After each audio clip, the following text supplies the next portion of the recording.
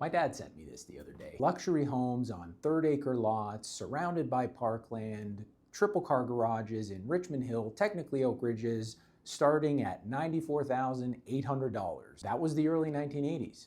The Canadian home ownership dream. Now there's a lot of memes about this kind of thing. The boomer generation that bought their house back in the day for $13 in a box of raspberries. And there's a lot of pushback on the younger generation of home buyers that say things are different now. So let's look at the numbers. Based on available data, around 1983, the average Ontario household income was around $37,500. A detached house that cost $94,800, that's roughly 2.4 times the average household income. At 20% down payment, you need around $19,000 cash. Mortgage rates then were around 12.5%, way higher than they are now. Monthly payment, under $900 a month. That works out to roughly 28% of the average household income per year. Hard, but manageable. Fast forward to today. This house is currently for sale in that neighborhood. And aside from some significant exterior renovations, they painted the bricks, stuff like that, it appears to be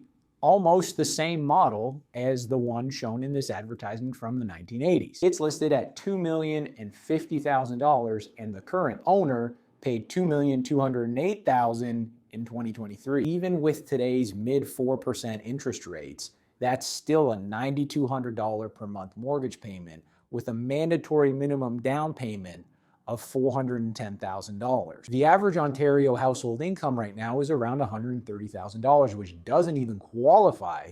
You'd need a household income north of $300,000. The value of this property, at least the list price, is 15 to 16 times the average Ontario household income. It's almost 7 times the income that you'd need just to qualify to make the purchase. The average Ontario household income is only 3.5 times what it was in 1983. But inflation, right? Demand and all the other things that people like to throw out there to justify the current position of home values right now. The question you need to ask yourself is, were homeowners back then better off?